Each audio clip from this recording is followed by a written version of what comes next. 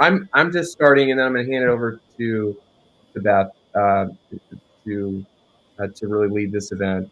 But I wanted to share a couple of things that have been on my mind around AI and the community industry, um, and just try to get us sort of all at the same starting point as we start today. The first is I want to share two tweets um, or posts, uh, as they're now called. The first is from someone that's a leader in the AI space, and he says that more has happened in the last year of AI than the prior 10. We are unmistakably in a fiery takeoff of the most important technology of the rest of our lives. Everyone, governments, citizens, technologists, is awaiting with bated breath, some helplessly, the next version of humanity. I think there's a lot in here that probably you're feeling at some level. One is the feeling that something big is happening. We know that all of and this is really what woke me up to it, is to hear people like Reid Hoffman, the founder of LinkedIn and on the board of Microsoft, or to hear Sam Altman, who's the one of the founders of OpenAI and was running Y Combinator before, or to hear people like Bill Gates or Elon Musk or others who have been on the forefront of technology for the last many decades, to hear them say things like, "This is the greatest technology shift in maybe ever, and this is going to have the biggest impact on our lives. Maybe any technology is has." For a while, I was like, really, can that be? And then more recently, I've been like, okay, let's assume that it is. How can I use that to my advantage in my job and in the work that I'm doing and the community building that I'm doing? And um, and so, but at the same time, it is scary, and change is difficult. I remember, when I'm sure you all do as well, when the iPhone came out. I love my Palm Pilot, and the iPhone was unveiled, and it was exciting, and it seemed like something different and crazy was happening. And now, then the iPad came out. The day after the iPad came out, I was brainstorming with some people, and we developed a game for the iPad store, App Store, when it launched shortly thereafter, to try to be on the forefront of whatever the next thing was.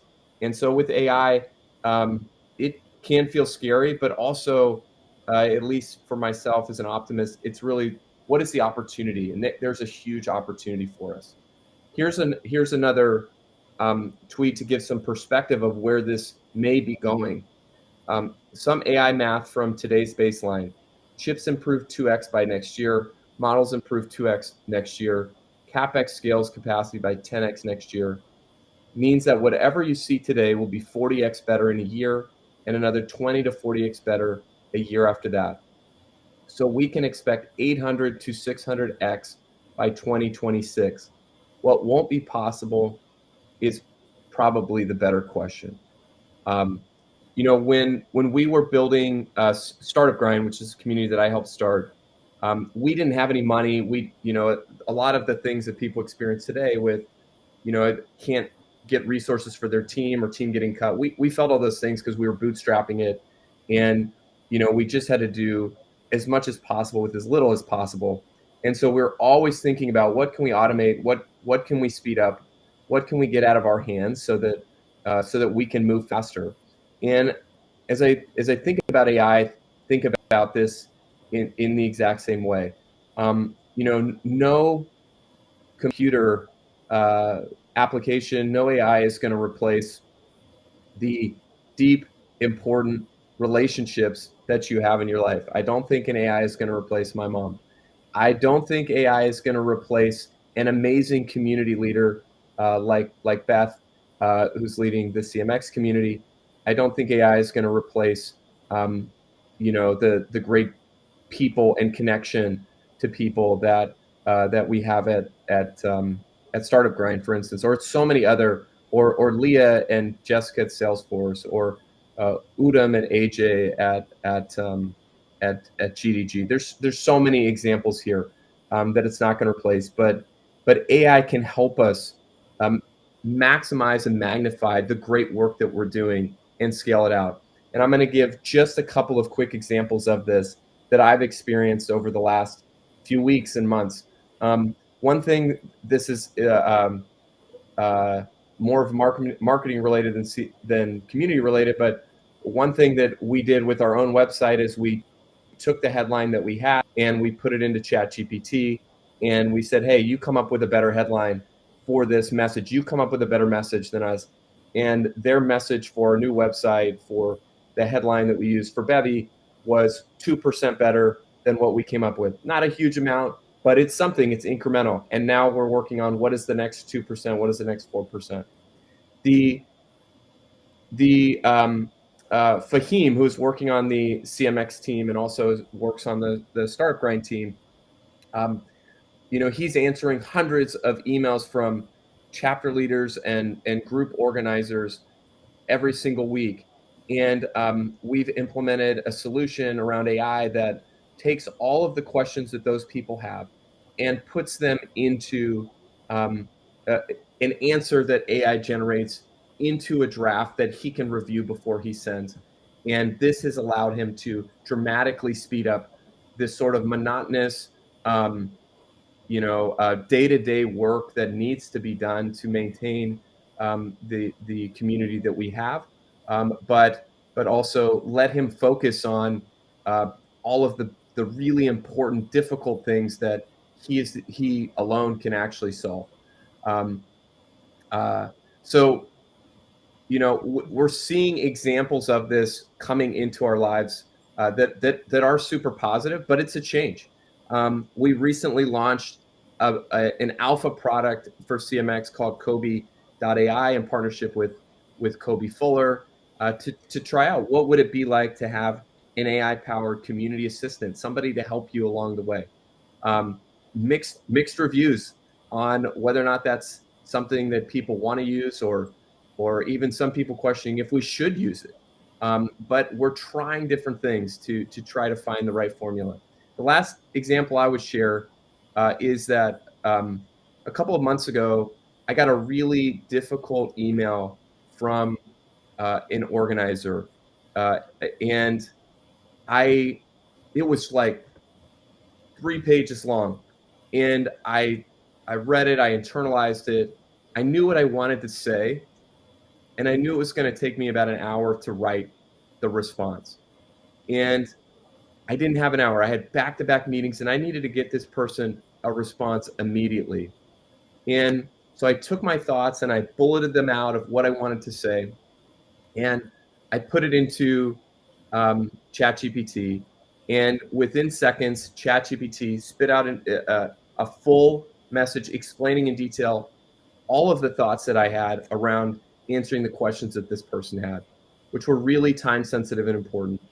And I was able to review that, make some changes, and send it off in a very, very short period of time. Otherwise, I would not have been able to respond to this person for days, which was something that I just couldn't do. And is it the perfect solution? I don't know. It wasn't, of course, not perfect, but it's trying to find ways to help me do my work and to do the things I don't have to do. And you know, AI and ChatGPT and the tools that we're seeing now inside of AI, whether it's what Microsoft's doing with Copilot, and making it easier to make presentations, make it easier to do documents, make it easier to run the numbers, or AI tools that we're seeing inside of products that we're using. I am really, really excited and nervous and trying to figure it out at the earliest stages here, but I'm excited about what potential AI could do for us in the community world. And with that, I'm going to turn it over to Beth McIntyre, Director of Community at CMX, who is going to introduce our panelists for the talk today. But really excited for this, and then also to jump into the breakout rooms and have more discussions about this, of how we can figure out how to navigate this together and use this as a superpower for community. Thanks, Derek. Yeah, I'm also very excited about this conversation. I think so much or so often people are talking about AI, and there's so many different ways that people are using it, so many different ways people are thinking about it. And I know for myself, I was really overwhelmed by the idea. Plus, like nobody in my world was really talking about how they were using it. So when we introduced our community assistant, Nina, is what it calls itself. Yeah, the community was torn. There were half the people who were really excited and thought it was kind of cool. And then the other half brought up some really big questions about like the morals and the ethics behind AI, and how do you implement AI in a thoughtful and intentional way in an industry where it's so human centric. So I started searching the internet for some people who are in both the AI world and the community world, because this is such a niche group of people that I wanted to bring to the forefront or to the table here to talk about this. So I'm really excited to introduce our four panelists, Eric, Jennifer, Nate, and Natalie. I think what I'd like to do, we'll take the slides off the page. Thank you. And then I'll get you each to just introduce yourself, maybe say your name, the company you're currently working for, and then some of your experience with both AI and community, but make it in like a short, like tweet size introduction. Jennifer, do you want to start us off? Sure. So I'm Jenny DiFigueredo. I'm the community manager at DVC. This is our little mascot right here. We make tools for machine learning operations, and specifically for the generative AI industry. And so, yes, I'm definitely bridging AI and community in my work every day. So, yeah, we use one of the newest tools that we use is in our Discord server. We created a bot that helps answer questions for our things, and I can go into more details, but that's a quick example of what we've done. Perfect. Thanks, Jennifer. Nate, do you want to go next? Sure thing. My name is Nate. I am a creator. I've been using generative AI to tell stories, and I've helped build an AI community for creative professionals, so that it's a place where creators can explore and we contribute learning materials for others. Something like that. Thank you. Natalie, you're next on my screen. Hi, I'm Natalie Neptune. I'm a platform community manager for Crowdworks, and that's a Norwegian company. Startup, we connect founders with investors and advisors, and vice versa. How I pretty much use AI is I'm actually a co-founder of the AI community that's based in SF, also for like founders and investors too. So we have a lot of panelists that focus on AI too. Nice. Thanks, Natalie. And Eric, can you finish this off? Absolutely. So Eric OBrien, I work at Wive AI as head of product and community. So we help companies understand and apply AI through use case design and strategy development. So I do a lot of work hands-on, both kind of working with technical teams on developing solutions on AI. And then also kind of here in Chicago, we work with a local incubator to work with founders, startups, and large organizations just to kind of create a little bit more literacy on what's going on, what people are having issues with, and try to just create those connections here in Chicago to share the latest and greatest. Awesome. Thank you. So for those of you in the audience, just so you know, I really like panel discussions when they're more like conversational. So I've opened up the Q&A. You can find the little Q&A button at the bottom of the screen. Please ask your questions as well. We're up here to have a conversation with kind of everybody. And I mean, I also have a lot of questions written down because I have selfishly a lot to learn here in this conversation. So I think I'm like deciding if we should just dive right in with some like real big questions. And I think that we should because I'm feeling it. Nate, I would love to hear what you think. What do we need to be aware of or scared of when we're implementing AI? I think as far as AI goes, it's not autonomous, and I feel as human beings we can be very short-sighted. We feel like, oh, it can make images, it can create responses, but it is more or less on us how we will approach this, how we will build our work, our future, basically.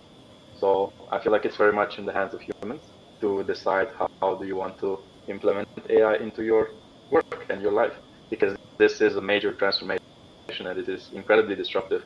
And I do think that's why we ask all of these deep questions and question our existence and reality, basically, of how will our future look like, because this is fundamentally changing like every aspect of our lives.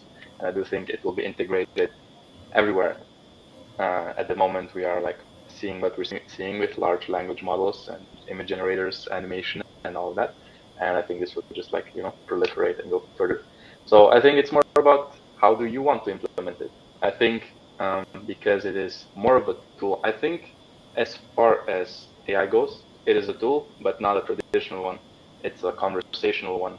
So I think communication is incredibly important, and it will be more and more important in the future, in a way that if you're able to communicate your thoughts and your process of whatever you're doing, building a community, for example, you will be very successful in using these new technologies.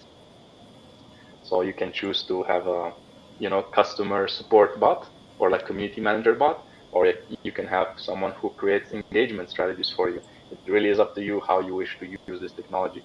So that's why I think like the spotlight should be on the humans and not as much on technology, because it is about us. We are building it, in my opinion. Yeah, I think, and I've had conversations with each of you before this. And I mean, Eric, you kind of talked about that, about how humans can build it. So if we're doing it with intention and if we're doing it with the right kind of positive intent, then it might be okay. I mean, what Yuri's question, he says, friend or foe. Yeah, there's a kind of a broader concept in the realm of AI called AI for good. And it's really kind of, both from a UN SDG, how do we support those kind of as a, socially responsible technologists. So it's always a good place to start of just like humans are building the technology for other humans to consume or use in some other way. So it's always kind of been very important. And I think this is not really new to AI, but just more of front and center because of the natural language kind of interactions that we have with it, that it really needs to be kind of human first and centered approach for you to kind of roll out all the ideas of what could go right, the happy path, and then the other side, what could go wrong. So it's a lot of intention and considerations that go into kind of making something that you can put out in the world with not stress and nuisance. Well, and you're right. I mean, I think that if it's building up people, that's what Derek was talking about, right? Like if we're allowing ourselves to be better at our job because AI is kind of helping us with the parts that we maybe don't want to do, or the parts that can be automated. Natalie, I think you kind of talked about that in our chat, like the 10xing of people. Can you talk about that here? Yeah, a big concept is how like generative AI and AI will be used kind of the 10x. Whether you're an engineer, you'll be a 10x better engineer, whether you work for, a startup, or in corporate, in the public markets, you'll just be better. So I like to apply the same concept to also community management. You'll be like a 10x better community management. And as like all the other panelists are talking about, we're just in the beginning stages. It keeps on multiplying each and every year, like the capabilities of AI. So we'll be able to not maybe be even 10x, maybe in the future we'll be like 50x better community manager and stuff like that. So I like to use like that concept. Totally. Jenny, do you have anything you'd like to add so far? Sure. I just think this is a tool that we can use to be more productive in our jobs, or for our community to be more productive in our community. And that's great. But it only right now is holding, all previous knowledge. It's our jobs to figure out what's next and how to keep people connected in this new realm, in this new environment, as things are changing. Like, what other programming can we get to keep people connected? Because the technology is important and it can be helpful, but we have to do our jobs to think of like, okay, what are the next steps to really keep people connected in community? One of the questions that came in, I as people RSVP'd, they were asked if they had a specific topic they wanted to talk about. And one of the questions that came in was, what else, like how else do you use AI other than just for writing? Because it seems like a lot of the examples are like content and, how to help with an email or how to help with documentation. So does anybody want to talk a little bit about how AI could be used otherwise? Nate? I can see things because this is the core of what I think about, is how to adopt AI into my work and life in general. So as I see it, we are the controllers. So we do our work. AI is not autonomous. It does not do the work for us. It is not a magic box. You don't say, hey, make a community for me, button press. It doesn't work that way. You still got to do a lot of work. So the way I see it is very strategically. Me as a creator, I feel like we go into creative directors now. So you have all of these AI assistants and you have to understand what you want to do. So you have to understand how to build a community. You need to know what are the steps to like build a community. And then when you have those steps, you can distribute tasks. You have like these AI assistants, which you can say, hey, write an engagement strategy for me. Hey, write a summary for me. You can just be like, bam, bam, bam, bam, bam. You distribute your tasks. And then you like go check in and see, okay, this is okay, this is not okay. And you start recommunicating and you like have a kind of collaborative work experience. So it's more about understanding what you're trying to do and explaining that, communicating that to your new AI assistant. That is how I like to approach like implementing AI into whatever environment I'm in. That makes sense. And it's, I mean, my first conversation with ChatGPT was just a week or two ago, and I kind of didn't see what the hype was all about until I started to think, okay, wait, what am I actually asking? What answer do I want? So I think you do need a lot of intention and like that thoughtfulness. But I mean, Eric, like your whole job is like enabling people with AI and like teaching them how to use AI and like how to ask the right questions, right? Yeah, it's kind of a never-ending like, what could you do? It's literally like the limit of your imagination, but it does start with that intent. I think for now, you kind of have this concept of prompt engineering. Like you need to step to the language model with like, what do you want the task or kind of job for it to be done, and what qualifiers do you have for it to be done? But I think I always start with like action verbs. So like when I'm sitting down, like, am I trying to brainstorm and ideate? Am I trying to learn something and understand it and break down complex concepts? Do I want to do quick market research with like perplexity.ai, which is a pretty good like grounded knowledge resource if you guys do research. Then of course there is like writing, but it's emails, reports, thought leadership, lists, outlines, surveys. But there's a bunch of different things. Like once you step with the intention, like what action do I want to take, or should I be taking, but I kind of want to pass off to GPT. And then like what's the mindset? And you have to kind of talk with the natural language kind of model. So I think it is limitless of what you can do with it, and we're starting to see that with like the GPTs on OpenAI, like people just creating these little bots that are very specific at doing one thing, but they're really good at it. So more of those that become available, almost like an iPhone app store. It'll kind of be interesting to see what people come up with next. Lauren has a really good question. Do you think when a recipient knows content was AI generated or AI assisted, like an email, for example, does it devalue or change the value of the content for the recipient? Definitely. Jenny? Yes, definitely. We've had experience with this. Our market, our audience, our community are the people that are building, these tools that are creating all these things. And we had a piece of content out that was created using an AI generated voice to give like the tutorial of it. And our community was like, no, thank you. We don't like, it wasn't just like we didn't pay attention. It was like, no, don't do this. Bring back the people. And yet it's ironic because these are the people that are making this technology. So you're never gonna, people always want to be connected to people. They want to learn from people. They want to, share that human experience. And so it's really important. But then on the other hand, the chatbot was very much accepted in our Discord server. So it unlocked so much of like 5 years of information in our Discord server to build that in with our docs and have the bot like answer the questions. It's faster than our support team can get to them. It gets them their answer better, and we keep checking it to be like, did it answer it right? And it does a good job. It's not always right. You have to check and make sure that it's not hallucinating and things, but it certainly speeds up the whole process for everyone. And yeah, you can totally tell. So use it, but edit it. Please edit it, because otherwise we're all going to have the same information and how we communicate with each other.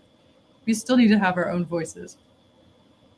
I think that's a really interesting point, because that was something that came up when we introduced Nina, our chatbot. Was like, does this kind of remove the need for the CMX community? If we're just going to have this bot answer our questions, well, then why would I go into the Slack community and ask my question there from a person? And I hadn't even considered, like, of course, we're not going to replace that community need, but I can definitely see why someone would be afraid of that. I don't know. What are your thoughts? I just like it. I think it's helpful. I think first of all, it depends on the community. You need to know your community and if that's acceptable to them. Period. That's like first. If it's a community of people like my mother who still struggles with a printer, like probably not a good thing to do. But if your community is tech oriented, then it could be a good thing to do, and it can, speed up their onboarding. When you arrive at a community, sometimes you're nervous and you don't know what you should say. Am I going to ask a dumb question? So in that sense, it gives them like an easy onboarding to be able to ask some questions, get some relevant information, and then they can go on to engage, with other people in the community. So I think it can be, but you first really need to understand your community and how it will be accepted there, and be respectful of that and how you go about it.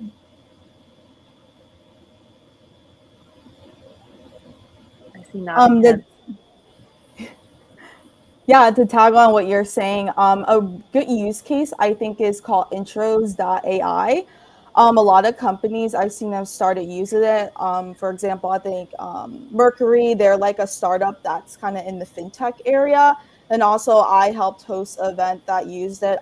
Megan Loy, she's like the Gen Z VC queen. She does it for a lot of her communities that she builds globally. And you're able to use this tool to embed it to be able to connect people, community members together based on like interests. So there's a lot of like really cool tools that you can use. And again, touching on what everyone said, like everyone has a different target audience. I know probably people in the tech world have been usually more like willing to use these tools, but sometimes stuff like intros AI, like people may be, oh yeah, I want to connect with people that have 3 pets, or they also like to talk about their kids or whatever. Like I want to talk with other people that are like that, and it's perfectly curated to give you intros in that field that's in the community. So there's so many just really cool AI tools that different communities use. How would you, because Yuri asked, what are the ways of using AI right now to ease a community builder's job? I mean, intros.ai sounds like a perfect example, but I almost fear that there's so many examples. But like, how do you, like, we can't just list them all. Like, where do you start? Where do you begin? And like, Natalie, I feel like you use a lot of different AI tools, but Eric, I know you also would have somewhere to start. Yeah, I think kind of to the point is like, is it safe to kind of roll out to our communities? I think the design paradigm that we're seeing a lot of is everything's like in beta. There's a lot of disclaimers on those screens. And so whether that's like the approach you take, or, to roll something out to your people and get feedback and really test and learn and kind of evolve from there. Or there's the other way, which is more kind of for my like corporate clients, is, what are the ways that we can look for opportunities to optimize what we're already doing with our teams, so they can do less with less, create the headspace to kind of focus on the bigger picture of how does AI kind of transform our community, and less so on the day-to-day tasks. So I think really the optimization phase and like productivity is kind of the next goal for people. And then once we've got our hands a little dirty and we kind of understand the space a little better, that's when we can start to look for places to like differentiate our community and our experience. but not quite until we have a handle on, reliability, explainability, observability, and really trust and safety within our community using these tools. Natalie, do you have anything to add? Yeah, and I really encourage people just starting out, like how I kind of started out was attending kind of like workshops, like in online sessions like this. And I am obsessed with podcasts.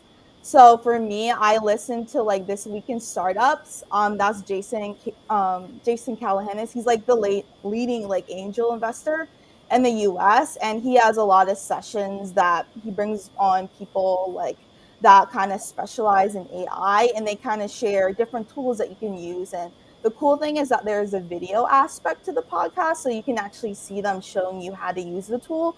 So then, of course, you can brainstorm how you can like add it to your everyday life. And that's how I learned how to use like different tools. And it's cool thing like when you use these tools, you show other people. So when you have your one-on-one meetings with people, like you can be like, oh, I found this really cool tool that'll help you like create a better business model like from scratch instead of hiring someone for couple $1,000. Like this is a great other tool. So yeah, there's so many beginner friendly AI tools and platforms, and yeah, just like attending events really helps.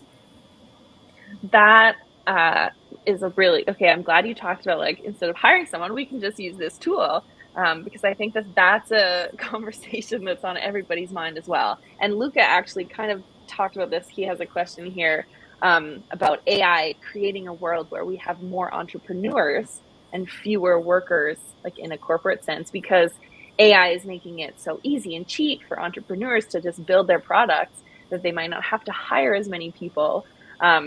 Nate, I know you had some thoughts about just like the future of the world and especially the sensitive time where people are being laid off and just what's going on. Do you want to talk about that? I do have a lot of thoughts.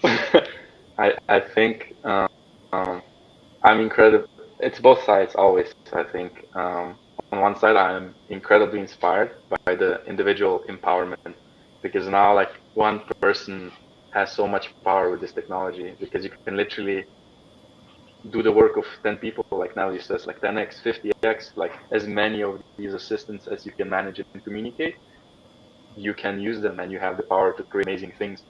But yeah, on the other hand, it's also everyone can do that. So, it's just abundance. It's just an age of abundance. We can be easily overwhelmed by all of these mediocre things, so we can live in the sea of mediocrity. So how will you stand out in that place as well? If everyone's an artist, nobody is, right? So I do think like there is something still human here that you have to pay attention to. Like you need to build a human connection, and AI can do that for you. You need to think about the emotional journey of your, audience, of your community. You need to form these human connections, and you can use AI to do that, but still you have to figure out how you're going to do that. And I feel like that's like the biggest fear for me, like with AI is the human disconnect, because I feel like that's been going on like for years now, even with like social media, which was also AI. Basically, we have been living with AI for years, so social media already created like a disconnect between like humans, and I feel like we might push this even further. If you can talk with a bot all day, why would you talk with a human? So I do think about that. I do think that's very damaging and like a potential fear. But I also feel very inspired because people are amazing and we can build amazing things. So yeah, I'm very excited to see like what humanity can do if they embrace this technology in a optimistic way and not be like afraid of it. I have the same fear. Like, what if it just causes people to get more disconnected? But then at the same time, like what I said earlier, I think humans crave the connection ultimately. Even introverts crave the connection. We need to be connected to other people. I've been really inspired lately. I live in the Seattle area, and we had tons of very active meetups, in person before the pandemic, and then the pandemic, like, obviously killed that. But it extended longer here.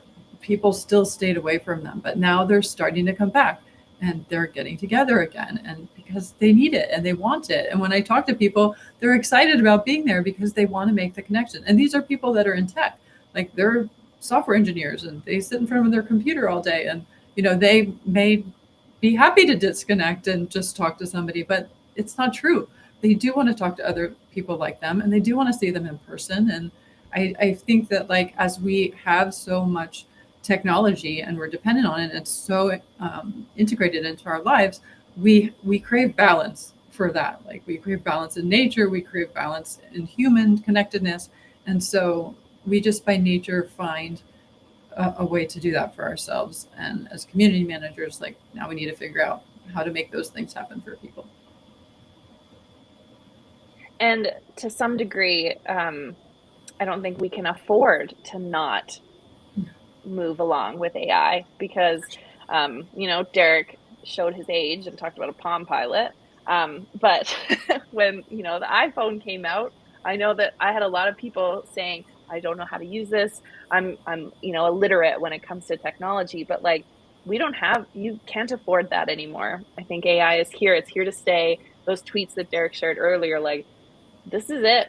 Either get on the train or get left at the station. Okay, so the intention of this event was also to bring the conversation to our audience. So I'm going to propose that we move into some breakout groups and kind of continue this conversation. So let's say we're going to do 4 rooms. Everyone, you're just going to be whisked off into a room magically in a moment by AI, I don't know, automation. And I invite you to continue the conversation. I also encourage everybody to turn their video on and their mic on so that you can voice your concerns or ask your questions. We'll see you in the room.